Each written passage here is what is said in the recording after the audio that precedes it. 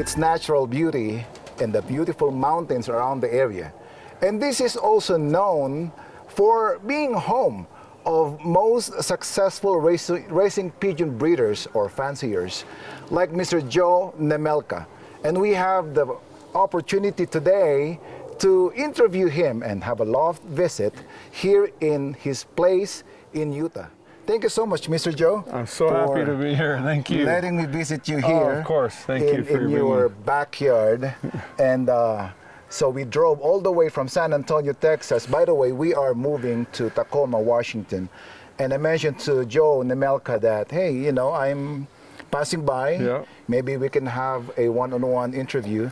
And I'm very, very thankful that you are letting me have this wonderful opportunity. Well, again, I'm just going to say I'm grateful you took the opportunity to stop by. I appreciate your family's patience as you're on a long trip and being willing to allow you to come and see me. But I've been looking forward to this. You and I have connected over the last couple of years several times, and we've talked about this, and I'm grateful it was able to work out. Thank you for making it a priority. Thank you. I'll be honest, coming here is tough. I would imagine. Especially if you are pulling a 6x12 trailer of U-Haul. Well, I mentioned to you last night that Highway 6 through the mountains. I was hoping you weren't going to try to drive it at night. It can be a little bit scary. I am brave, but not that brave when it comes with that kind of driving. By the way, many people ask me when I mentioned that, I'm going to be interviewing Joe Nemelka. Can you ask Joe how long he's been doing this type of hobby, racing pigeon? Yeah, so I started in 1982, actually. 1982. Yeah, so I was 12, well, actually 13 years old, and I found some of my father's old pigeon books in a garage. My father raced when he was young, and then as a young father, I think he got out of it when I was 1 or 2 years old.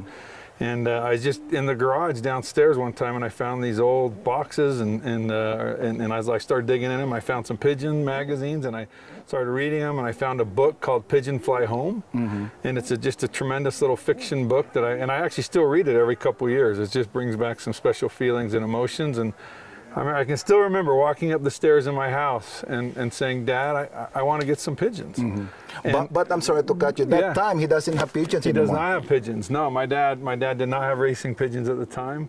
And so I go upstairs and, Dad, I want to get pigeons. And it was almost like you would have thought I had told him that, you know, you're the greatest, Dad. I love you so much. He just started glowing. And he says, we'll get you some pigeons. And so he started calling some of his friends up in Salt Lake, Neil Christiansen, and a few others, and that he reconnected with from when he was a young boy that still had pigeons.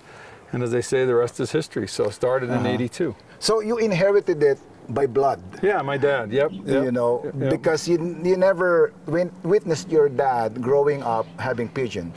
No, my mom and dad used to tell me that I would I'd crawl into the pigeon coop when I was like 2 years old. I don't remember that, of course. But yeah, so they said there was something about me and pigeons, but so then I just jumped in. Yeah, no, I never saw my dad race. So when you started doing that, like, you know, when you asked your dad, hey, can I have a pigeon and everything, did he provide you guidance that you need? Oh yeah, no, he it was truly a friendship, partnership.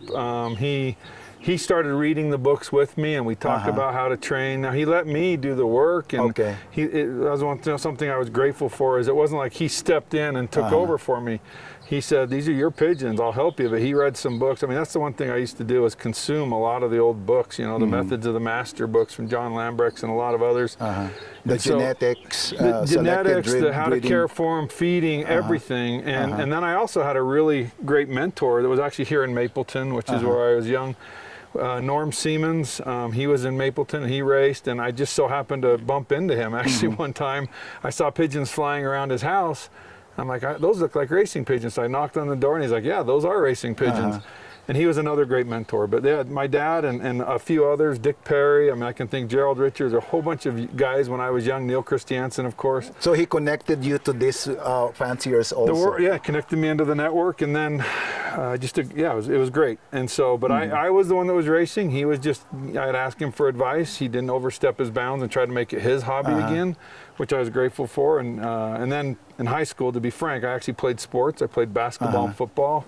And so I kind of was a little slower in the racing game during that time. And then once I got married, young married, I got back into it, and been in it pretty much ever since. Graduate school and moving around. I moved a lot for a little while, for about 10 years. And then in 2002, I got really back into it, and these are the lofts that I built in 2002, and so I've had them since that time. So this has been here since 2002? Yep. That's when we moved into this house. This loft was actually built in 2001 up at my parents' house while we were building this house, because I bought pigeons in London, and when we lived in London, I bought pigeons from England, and they were coming over, and I got to throw a coop together, so I threw that loft together. So your dad, in a nutshell, was your first mentor and financer. Yeah, that's true. Now, one thing I appreciate about my dad too is he kept track of all the expenses. Okay. And so there was. Did he charge you back? No. He did. He actually and not in reality, but in principle. Yeah, in principle. And so, which I really. Appreciate though. Yeah, because the thing I believe a lot of times, you give somebody something they don't appreciate it. You make them purchase it and invest in it. I think you appreciate it more. And my dad understood that principle. And he's like, hey, it's your hobby, but you're going to finance it. And so he kept track of a lot of the things. I mean, as I look back, he didn't make me pay for everything, but I was making payments to him to help contribute to my hobby. I think the idea of your father is like the idea of the old-timers. I don't know if you're going to agree with this.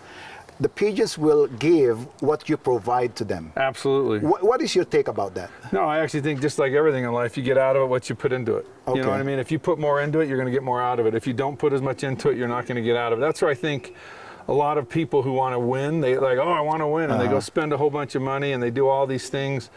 But then you start asking about the pigeons, how much time are you spending looking at them? How much time are you spending worrying about them? How much time are you planning? And they don't do a lot of that. How much care? They don't do a lot of that, and I don't think they can expect the results. And they are expecting for a big result. And they don't get the results. So how do you, that being said, how do you provide the health, the quality that the pigeons need? Well, first of all, again, I've done it for a long time. So I kind of know, like I'll look at a pigeon and I can instantly know there's something wrong or there's something right with the pigeon. And that just takes time. Okay. And study and asking people, find mentors. I would avoid a lot of the internet stuff. I see a lot of the stuff on the internet. I think it's crazy to be honest. Especially the AI. Yeah, exactly. It's like, anyway, but find really good mentors and ask them good advice and take what makes sense. And then over time you learn. I mean, one of the things I ask people, sometimes they start asking me about health and I'm like, what books are you reading? I don't read any books. Well, go get some health books. I mean, Dr. what's his name, Colin Walker in Australia, he's got a tremendous pigeon book on health. I use it all the time. If I've got a pigeon that looks a little sideways, I'll start looking in the book, ask myself what the issue might be, and then try to care for it. I called Jim Ward. Jim Ward and I were talking a couple years ago when I was visiting him, about the impacts of paratyphoid and other things. And I'm like, how do you avoid it? And he gives me advice, So you get people that give you advice and you listen, and what makes sense you apply. But if you don't invest in it, to your point, if you don't invest in it, you're not going to get the good stuff out of it. Correct. It takes time. It's not about just loving the pigeon in a way that, I'll keep them healthy or whatnot, but investing time and effort and studying. Yeah. What are the correct ways to take care of them? I put more time into studying pigeons outside of my pigeon coop than I put observing my pigeons in the pigeon coop. And that I'm trying to learn. I go out and read articles and just try to get little nuggets of truth that I can apply every year. And so I'm always trying to learn, Now I have a system that 90% of what I do every year is exactly the same. And the results, I think, have proven it works, and so I'm not going to change much, but I'm always trying to tweak that 10%. Are you open of writing also your own book, maybe someday? I've had people ask me that. I've actually had people call me and say they want to write a book for me. I don't think so, to be honest. I thought about writing a book, but it's kind of just too much. Yeah, you do a lot for the sport already. You've got your work cut out for you. I mean, I love the videos you put together for everybody. I just really enjoy them. I think you're doing so much good for the sport and the publicity. And but yeah, no. And one thing, it's a hobby for me. Yes. Right. And when you start writing books, or when you start really selling pigeons, or when you start really promoting yourself, it became a business. It becomes a business. It changes things. And so I used to do a little more of that, thinking I was helping the sport grow, but I've pulled back from it because I want to enjoy it more. So for you, the hobby could be a business, but you would choose the hobby part of it. It has to remain a hobby for me. If it starts to become stress in my life, I just professionally, I'm in a high-stress job. I'm an executive in a pretty big company, and we do a lot of great things, a lot of employees, and that's my stress. And if pigeons become stress for me, I'm out. Yeah. I just can't. I need something to turn the computers off, to de-stress. And pigeons for me do that, and it's become more and more of that as life's evolved for us. And so for me, it's just truly a hobby. I get people wanting to buy pigeons and negotiate, and I'm just like, I'm not interested. So it's a hobby. If you're gonna, here's a pigeon, here's the price. If you don't want it, thanks. I don't play the game, I guess is what I'm saying. Just to make it clear, you don't sell pigeons for a living. Not at all. I mean, I sell pigeons because people want them, and I think it would be bad. I mean, I've been successful. People want some of my pigeons, so I'll sell a few pigeons here and there. Investment. But it's just part of the game. Investment to the one who's buying it. Yeah, it is, exactly. Not from you. Not from me. I give away more than I sell, just to be clear. I give away more pigeons or donate. I mean, you're talking earlier about a potential fundraiser auction for some of the things you're doing. I love supporting those things as best I can. I have a list, and I add people to the list, and I usually, every year, I do my best to fill the commitment, and then if I don't, I roll it to the next year, and then I keep going down the list. And I love supporting the sport. I love supporting good causes. And then I sell a few on the side. It just happened that the hobby that you love, you became successful out of it. Yeah. You did not pursue being successful to become a businessman out of the hobby. No, that's a good way to say it. For me... Did I say it correctly? You did. No, that's a great way to say it. And I would say, for me, how I measure my success is how well it's the competition side of it. As I mentioned to you earlier, I played sports in high school. This is a competitive thing for me. Correct. I want to win. More than anything, I hate to lose, but I want to win. And that's how I measure my success. So you could take the money out of it. You could take everything out. I just, back in the day, we used to race in the local club races. There was no money. You know what I mean? It was just the pride. It was the pride or the diploma, as you said. And that's what drove me to the sport. That's what keeps me in the sport now. In the one Loft game, money is a measurement of that success. So be it. Yeah. But I don't do it for the money. I do it for the enjoyment of the competition. I just so want to win. I love the fact that you mentioned that you do this to relieve the stress. Yeah. This is a hobby. That is why we have a project, Racing Pigeons for Military Veterans. I promote the racing pigeon, especially the club racing, the backyard flying for the military veterans who, suffer from PTSD, anxiety, depression, or whatnot, because this can help. You're exactly right. My father used to have a saying, everybody needs something that makes their foot pat. You need that thing that you find joy in, and that's what keeps you living. It keeps you excited and hopeful about what's next. Hope's what keeps us living toward tomorrow. I mean, so that's exactly right. I dream about, in fact, my wife and I were talking about this morning, my sister's in town, and she's like, what do you enjoy most about the hobby? And I say, the hope for tomorrow. If I make this bird to that bird, what am I going to see out of that? If I do, it's just the hope for tomorrow of what may come if I do it right. It's just constantly dreaming about the future. Correct. So going back, when you started the pigeon hobby, right, with your father, did he join you racing or no? He never raced. Again? No, he never raced, no. But he raced before. Yeah, so he raced before. And then he did not race again. But then he never raced with me, but he would sit out and we'd wait for the pigeons together. And so that was fun. Or if there was a training toss, he's like, let's go. And he'd go with me on a training toss. So he participated, but he never personally raced. And he guide you, he will tell you what needs to be corrected. A little bit, yeah, that's what I say. He was really careful how he did that. He never overstepped where it's like, Dad, these are my pigeons. I wanted to. He was always, you got a question, ask me. But he wasn't like, hey, you need to do this, you need to do that. He let you learn by yourself. Exactly. If I lost a race, he'd say, what did you do? Let's talk about it. What can you do different? Okay, I gave this medication on Monday. Well, maybe that took him out of form, or whatever. Or maybe that brought him in form. And he taught me how to be analytical and strategic about the racing. So that was where I was helpful for him. But no, he was, I wouldn't be in the sport without him. I wouldn't have been as successful without him. I just give him a ton of credit. But I really like the fact that he did not try to overstep his bounds in allowing it to be something that I felt like, win or lose, it was on me. I couldn't say, well, my dad told me to do that. So did you join the club that time? There was a club, the Utah County Racing Pigeon Association, the UCA club, still around. Great guys, great club. The clubs did split. There's now a Utah Valley Invitational Club, which I joined later, which was more on the north side of the county, and on the south side's the UCA. But yeah, there's 2 clubs here in Utah County, and so I raced in the UCA club at the time. Okay. So when did the pigeon bug hit in?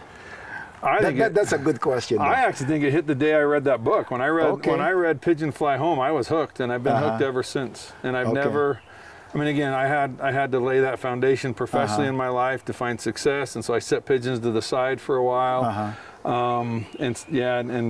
But I've always, I mean, since that time, I would say pigeons have been something that have been exciting and interesting to me. So do you remember the first pigeon that you had before? I actually do. I remember the first 22 pigeons I got. Okay. So Neil Christiansen gave me those 22 pigeons that I flew in my first Youngbird season in 1982, ended the season with 21. Back then, I mean, if you started with 25, you'd end with 22, 21.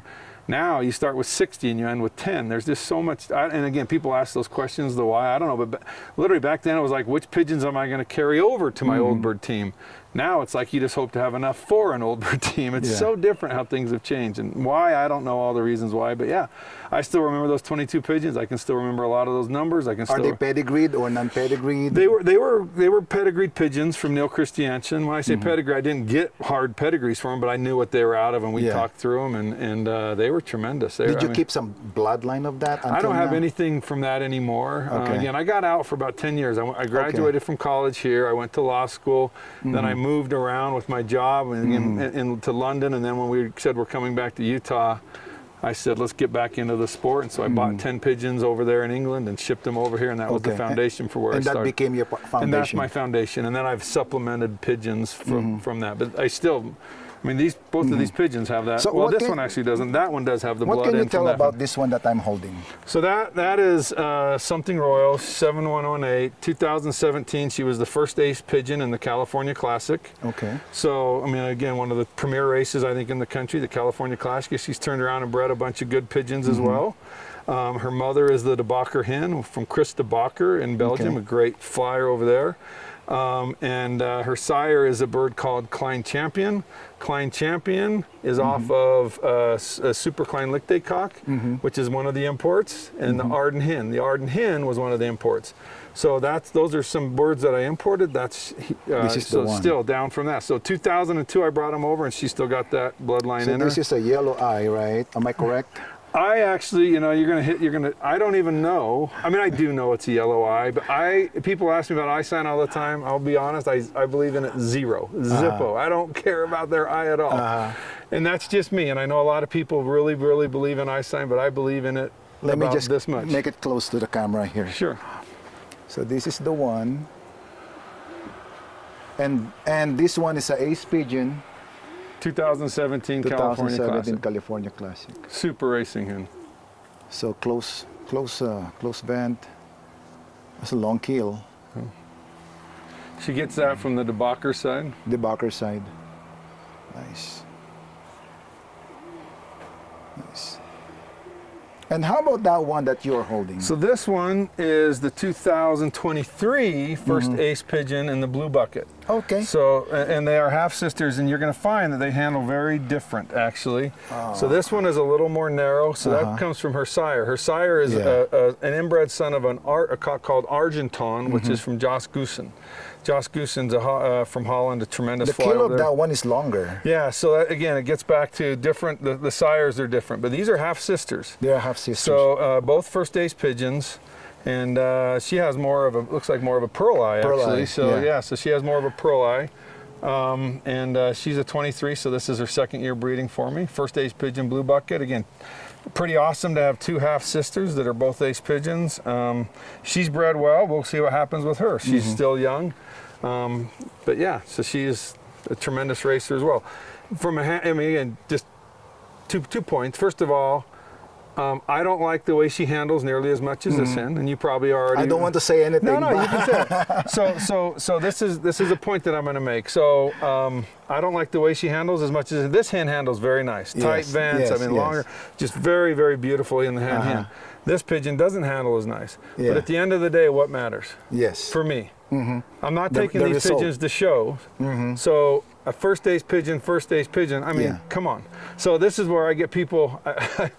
I've actually had people come and handle like, man, why don't you call this one? I'm like, but first day's pigeon, really? Yeah. And so that tells me I don't think they value what I value. Without saying the record. Yeah, exactly. I do that all the time. They will judge right away. They judge the pigeon based on how they are in the hand. I mean, I'll use another example. I sell pigeons, or I'll give a pigeon away, and the guy's like, I really don't like this bird. Now, I have some nice handling pigeons that can form nice, and they're like, I really don't like this bird. And I say, send it back. I don't care. You know, no problem. And I'll breed out of it and breed champions. Evaluate it based on what really matters. Evaluate it based on the performance. So when I hear people say, wow, this is a super pigeon in the hand, guaranteed to breed champions, I said, I don't believe it. I don't believe it. The only way you can guarantee to breed champions, if it's already bred a champion. Correct. So I give them a chance to race. I see how they do. Now, again, from a pedigree perspective, now you're looking at superior pedigrees. The Bacher hen. Without seeing the pigeon. Without, you look at the pedigrees, it's like, this should breed ace pigeons. It has a chance. And they did, 2 of them. And the Argentine cock on this side, now he, and Joss Goosen will even acknowledge, when I got him, I'm like, Joss, this pigeon handles like her. Not very good. In fact, he's over there. But Joss said, give him a chance, inbred pigeon, and he's bred super. So this is where I say, don't evaluate the pigeons as quickly in the hand as you do based on the results that they produce. This is what I like with this hobby, right, with the sport. Different fanciers, different breeders have their own techniques, you know. Your technique, I'm not going to say it's wrong. Yep. I'm not going to say it's correct. You know, we have our own. We have our preferences. We have our preferences. But at the end of the day, we expect the result. That's how we judge, not how you do it. Yeah. For example, you vaccinate, I don't vaccinate. Yeah. You do antibiotics, I don't do antibiotics. You know, it's to each his own. Yeah, totally agree. And again, at the end of the day, there's a scorecard, right? There is a scorecard in our sport. If you're showing pigeons, whole different game. The scorecard is in how they show. If we're racing pigeons, the scorecard, what are your results? Correct. And with some humility, I'll say I'll put my results up against anybody's. I mean, however you want to measure it, I'll put the percentages, I'll put the money one, the first drop pigeon, whatever. I'll put it up with anybody, and that's how I measure my results. And so when people come and want to handle my pigeons, I always let them handle them. But most importantly, I hope they're focusing on the results. Correct. And it reminds me, getting another point real quick, Romer, is I remember when I started flying in the sport, I'd walk into somebody's loft and they'd say, that's a first at 500 miler, that's a first champion bird, and they'd start listing the results of the pigeons. You go into somebody's loft now, and they start telling you the pedigree of the pigeon. That's off of, Wolverine, or that's off of Thomas Six, or that's off of Florian, or Mona Lisa. Mona Lisa, whatever it is. And I'm like, well, that's great, but what has it done? And that's where I think our sport has pivoted. Frank McLaughlin was the one that said something to me. He said, we've become a sport of collectors. We like to collect pedigrees. Correct. I want to produce results. And I say it with some carefully, and this may not resonate with you or others, but I actually think it's getting easier to win, not harder. Because I think there's fewer people in the sport that really know what a pigeon is. You'll hand somebody a pigeon, they don't even know how to hold it. You'll see guys that are, they're like this, and it's like, okay, learn how to handle a pigeon. Doing the they're doing this, and then they're looking at the vibration, and they're like, that's a good pigeon. I'm like, show me the results. Well, I don't know, but look at that vibration. And I'm not trying to be, overly sarcastic, but if you really know what a pigeon's supposed to handle like, if you really know how to produce results, if you really know how to breed quality pigeons, if you really know how to keep them healthy, then you have a chance to be successful. I like you put the make it healthy. It's got to be healthy. If you don't have health, it's over. Game over. It doesn't matter if you bought Armando. Game over. If Armando is not healthy, that's it. Yeah. Yeah, and again, I'm not saying that to be critical, but I think too many guys get into the sport thinking, if I buy this pigeon and I buy that pigeon and made them together, I'm going to win. It's not that easy. You got to know what you're doing, and you got to know what to look for. And with a hen that handles like this, I have a specific cock that I'm going to mate her to. With the hen that handles like this, I have a specific cock that I'm going to mate her to. So I'm trying to breed for a certain conformation and result. There's a common question from fanciers, especially the new fanciers, because like what I've said, to each its own. When you breed, is it coming from the hen or the cock, the genetics? Both. Both. Yeah, I mean, I will say, if somebody says, here's a super breeding hen and here's a super breeding cock, which one you'll take? I'll take the hen. Okay. But it takes both. Okay. And why the hen? Because you need to balance it. You do, but you get fewer youngsters out of a hen than you get out of a cock. Okay. So if I have a pretty good cock, I mate him, I can mate him to a couple different hens and get a higher number of decent youngsters. If I have a really good hen, I can only get so many youngsters out of her every year. So I think getting really good breeder hens is just critical. Okay. But is it more the cock or the hen? I think it's both. And you hear about the mitochondrial DNA that goes through the hens and all the other stuff. And some of that, I'm sure that there's some truth to that. But I will just really say it takes both. So that's where the selective breeding kicks in. I'm highly selective. Highly selective. Yeah. So why raising pigeon is so special for you? Because like we started this conversation with, I get satisfaction out of it. It allows me to compete. I love the competition aspect of it. I have a lot of really good friends. I love the social aspect of it. I communicate with a lot of really good friends in the sport. It helps me decompress from the challenges of life.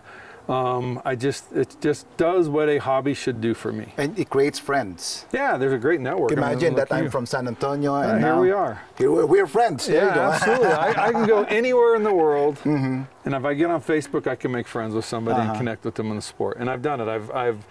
My wife makes fun of me. Like we were in Austria one time, and I'm driving down the freeway, and I see a group of birds flying. I pull over. I go talk to the guy. We didn't even speak. He didn't speak any English. I speak very little German. But we were able to connect and communicate, and it was really fun. Took me right into his loft. It was just really fun. The only thing I know German, Dankeschön, that's Dankeschön. Thank you. Yeah, Bitteschön, Dankeschön. What is the most important memory that you treasure from your dad, in regards with the pigeon hobby? Okay, well, I've been asked that a couple times, and I'll use the same one. So in 1984, my mom's an immigrant from Germany. Okay. And so we went back for Christmas to Germany. And the family went one way, and my dad said, Joe, you and I are going to go do something special. And so he got me in a taxi, and we drove. And he didn't tell me where he was going. And then all of a sudden, I hear the driver say, Arendonk. I'm like, okay. Arendonk. You're giving me goosebumps. Yeah, so I said, Arendonk. And I'm like, Dad, are we going to visit the Jansen brothers? And he said, yeah. He goes, let's go visit the Jansen brothers. I mean, I was just like, I'm like, do they know we're coming? He's like, no. And so we went and visited the Jansen brothers, sat there with Louis Jansen and the brothers, and they took me into their loft. And no, I mean, I get emotional even thinking about it. My dad, that was the highlight of my pigeon hobby with my dad. Yeah. And he ended up buying a pigeon, a Sunny Young Rocket. Yeah, in 1983. From the Jansens? From the Jansens. The Sunny Young, he goes, there's your Christmas present. I mean, and it was incredible. It was amazing. I can remember it like it was yesterday. But that was just incredible. It's because he knows that you highly value the sport, and he knows that he transmitted the pigeon bug. Yeah, he did. He did. And there's a saying again, I mean, my dad used to say this, he says, what do we seek in life? Creating great memories with our loved ones. Correct. And I've tried to translate that with my experiences with my kids, and he was creating a great memory for me and him, and it's a bond that we will have in the eternities. I always remember Mr. Vern Clausen. Yeah. He's a 94 or 95 maybe now, from San Antonio, Texas. He always tells me that the enjoyment of the pigeon hobby begins at the backyard of the family. And that what happened to you before, right? When you were young. Yeah. My mom, I can still remember one time, I mean, my parents demanded excellent grades. So it's like, you have to get good grades. Unless I'm not going to give you food money for the pigeons. There you go. But I remember one time my grades were starting to dip just a little bit. And my mom and dad brought me in and like, hey, Joe, we need to talk to you about this. And my dad used one thing. Okay. He says, if you don't get your grades up to the standard that we have, he says, then we're going to have to evaluate whether you can have pigeons or not. There you go. My grades instantly back up, and so everything took care of itself. But yeah, that was, and one of the reasons I was lacking a little bit of my homework was because I was spending so much time with my pigeon. I'd go out every day, clean the coop, spend time to stare at them. And so they knew that was a trigger by which it was like risk, reward. We'll reward you, or we'll create a sticker, carrot. We'll take the pigeons away if you can't maintain the grades. And so I got my grades right back. Well, that's why I am also, excited to settle somewhere. Yeah. I work at the VA, and like what we discussed earlier, I have to I must. Yes. You know, it's not my just decision that I need to move to Tacoma. But you know, I'm looking forward to have my own loft or whatnot. My pigeons are with my partner. Okay. You know, my friend in San Antonio, Texas. And now I have a question. With picking a quality bird, what are the things that you consider physically? For example, no pedigree for now. Okay, so I have certain things that I like. Okay. So the first thing is I want them to feel balanced, perfect conformation. This hen to me is a very nice. I like that one. Can you do it again? That's a 1-pin tail. No, she has a 1-pin tail. Yes. Yeah, so she has really tight vents. I mean, you start looking at all those different types of things. She has a very nice wing. She has a good step. She has a good step between, 5 and 6. She's got her secondaries are where they need to be. I mean, this is a very nice hen. Now she's been breeding. She's done. She's a little down. Normally she'd be a little fuller. But she's raising youngsters right now. She's got some big youngsters. But to me, this is a nice hen. There's balance, a good back, tight vents. I like a little longer keel. I like this nice wing. The back to me is critical. If the tail shoots up like that to me, I have a few things what I call fatal flaws. Yeah. If the tail goes up like that, that's a fatal flaw. I won't send it out. I won't breed. I won't breed out. I won't do anything with it. If the tail goes up a little bit, I'll give it a chance. If the tail goes down, that's okay. If the tail goes down and starts to really do that, then I don't like that either. Yeah. But I have a certain conformation that I really like, and so when I'm buying a pigeon, I like to seek that conformation. But that's one aspect of it. Again, I don't believe in eyesight at all, zero. And I know a lot of people are like, oh, I just don't believe in it at all. I mean, I actually think it's a distraction from what really matters, my own personal preference. But then I start saying, okay, tell me about the pedigree. How have its parents done? How is its siblings done? How is it produced? How have they all raced? One of the challenges I think we have in the sport right now, again, getting back to collectors versus people that are really seeking to succeed, is I think we have too many bred for stock pigeons and pedigrees. So if I have a really super, what's a good pigeon? I don't know, Klein Dirk, from Koopman. So Klein Dirk's in the pedigree, and it's like, okay, child didn't race, child didn't race, child didn't race. Okay, this is an inbred great grandson of Klein Dirk's super pigeon. How do you know it? None of the parents raced for generations. Don't go too far back without having some performance pigeons in the pedigree. I heard about that already. Yeah, that's a critical. I think that to me that's critical. So anyway, you asked. But physically, I have a certain thing that I like. I like a short forearm. That's something else that I really like, is a really short forearm. But not a fatal flaw if they don't have it. I mean, I've had some really super pigeons that have longer forearms, but those are some preferences. Well, like what you've said, you don't believe in the eye sign, but we do not say that it's wrong. I didn't say it was wrong. I just don't believe it. We're just making it clear. Yeah. It's just not your thing. Nope, exactly. Right? But, that's the beauty of the racing pigeon. You have your preference, I have my preference, and then let's race. That's right. And let's see the result. That's right. Right. But here, again, I'll just say this, but I do think there are some things out there that become distractions. Okay. And that's where I think people get into the white toes or the eye sign. And again, you can call some of them preferences. Some of those things to me, I again, not to be overly critical, but I'll also say they can become distractions from what really matters. Are you into colors? Colors, I have preferences. I love a good dark check. Part of that's because the Arden hen was a dark check. So my pretty is as pretty does. When I have a really super breeder that's a dark check, I tend to like dark check. But do I think colors matter related to performance? No, they're just a preference. Not really. Yeah. And now you're going to show us your loft, right? Yeah, sure. What do you want to see? Okay. We're going to have a loft tour with Mr. Joe Nemelka. Okay.